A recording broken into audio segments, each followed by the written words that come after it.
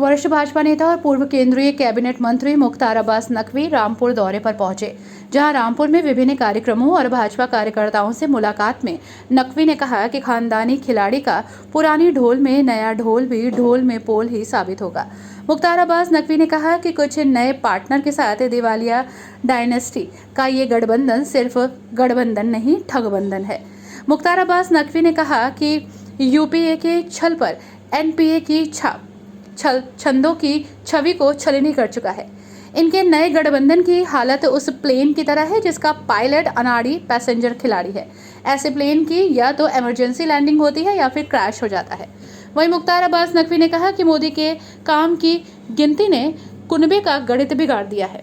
परिवार की मोदी हटाओ सनक पर पब्लिक का मोदी जिताओ संकल्प भारी है। कि सबसे पहले इस काम में जो सबसे खिलाड़ी है वो तो कांग्रेस पार्टी है। हमेशा उसने जो है वो सांप्रदायिक आधार पर वोटों की ठेकेदारी और भागीदारी की। अब उनके सांप्रदायिक वोटों की ठेकेदारी जो है वो समावेशी विकास की हिस्सेदारी से ध्वस्त हुई है, ये बात देश जानता है। और इसलिए वो लोग जिनका कि सांप्रदायिक वोटों का ठौर और ठिकाना था, वो जो है वो पूरी तरह से ध्वस्त होता दिखाई पड़ रहा है। तो इसलिए वो आज इस तरह की बातें कर रहे हैं। चुनाव का मुद्दा समावेशी विकास, सर्वस्पर्शी सशक्तिकरण है, सुशासन है, और उसी आधार पर नरेंद्र मोदी जी के नेतृत्व में देश में 2024 का चुनाव होगा। और 24 के चुनाव में भी ये जो 24-26 खिलाड़ी हैं वो चारों खाने चित होंगे, क्योंकि ये एक ऐसा जहाज़ है जिसमें जो पायलट है वो तो खिलाड़ी है और पैसेंजर जो है वो अनाड़ी हैं। और कहीं कहीं पे जो है वो पायलट भी अनाड़ी होता है और पैसेंजर ही खिलाड़ी हो जाता है। तो ये जहाज़ जो है, ऐसा जहाज़ जो है या तो इमरजेंसी लैंडिंग करता है या क्रैश लैंडिंग कर जाता है। यूपीए जब एनपीए बन गया, यानी कि यूपीए जो उल्टा पुल्टा अलायंस था, जब नॉन परफॉर्मिंग एसेट बन गया तो नए चोले में पुराना खेला करने उतर पड़े हैं ये लोग। अब इनको ये बात भी अच्छी तरह मालूम है कि आज जो इनकी पुरानी दिवालिया छवि है, उस छवि जो है वो कुछ पुराने पार्टनर को तैयार करके अपने साथ ले करके और नई दुकान खोलने से वो छवि में जो छल की छवि है उसमें छेद नहीं कर सकते। इसलिए ये गठबंधन नहीं बल्कि शुद्ध रूप से जनता को ठगने का ठगबंधन है। और मोदी जी के काम की गिनती ने इस कुनबे का गणित बिगाड़ दिया है। और इसीलिए आपने देखा कि पहले जब यूपीए एनपीए बन गया, नॉन परफॉर्मिंग एसेट बन गया, तो उसमें इंडिया भी बनाया तो टुकड़े टुकड़े कर दिए। तो मुझे लगता है कि टुकड़े टुकड़े इनका इंडिया और भारतीय जनता पार्टी और एनडीए का अखंड भारत, ये लोगों के बीच का मुद्दा है। जहाँ तक सवाल है पार्लियामेंट का, पहला मौका है कि पार्लियामेंट में, संसद में सरकार कह रही है आप डिबेट करो, डिस्कशन करो, चर्चा करो, और ये चर्चा से भाग रहे हैं क्योंकि ये हिट एंड रन के बहुत बड़े खिलाड़ी लोग हैं। और इसलिए जो है वो जब इस तरह के खिलाड़ी लोग मैदान में होते हैं तो उनकी स्थिति अनाड़ी जैसी हो जाती है।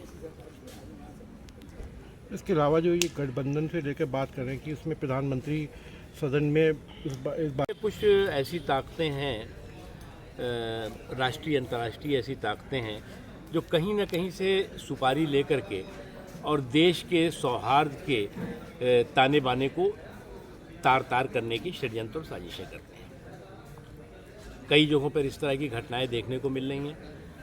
और मैं तो ऐसे जो बलवाई हैं, बाहुबली हैं, बकैत हैं, उनके लिए तो योगी मॉडल बिल्कुल फिक्स है, क्योंकि देश के सुशासन के लिए मोदी मॉडल और देश के और समाज की सुरक्षा के लिए योगी मॉडल, यही आज जो है वो देश की ज़रूरत है। और ऐसे लोग जो लोग कि देश के सौहार्द को, देश के लोगों की सुरक्षा को छिन्न भिन्न करने की षड्यंत्र और साजिश कर रहे हैं, उनके खिलाफ कड़ी से कड़ी कार्रवाई होनी चाहिए।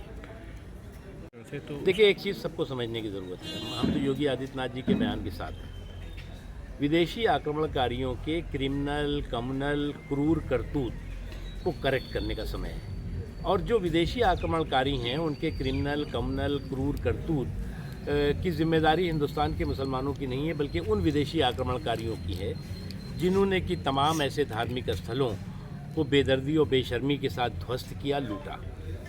और इसलिए इसको करेक्ट करने की ज़रूरत है और समाज के सभी वर्गों को और ख़ासतौर से भारतीय मुसलमानों को इस दिशा में आगे बढ़ना चाहिए।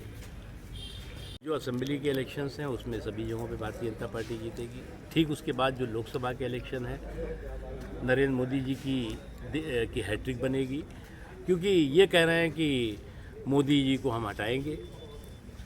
जो परिवार है वो कहता है मोदी जी को हटाएंगे और पब्लिक कहती है मोदी जी की हैट्रिक बनाएंगे। ये बहुत साफ दिखाई पड़ रहा है। तो विधानसभाओं में जो राज्यों के चुनाव है उसमें भी भारतीय जनता पार्टी जीतेगी। तो आप समझिए, ये तो कहीं पे निगाहें कहीं पे निशाना, ये शुद्ध रूप से बहाना है। और ये बहाना जो है वो इस बात का है कि इनके पास न तर्क है न तथ्य है। और ये बात जानते हैं कि अगर मणिपुर पे चर्चा हुई तो निश्चित तौर से कई ऐसे षड्यंत्रकारी चेहरे बेनकाब होंगे जिन्होंने कि आग में घी डालने का काम किया है, मरहम लोगों के लगाने का काम नहीं किया है। सर, कल योगी आदित्यनाथ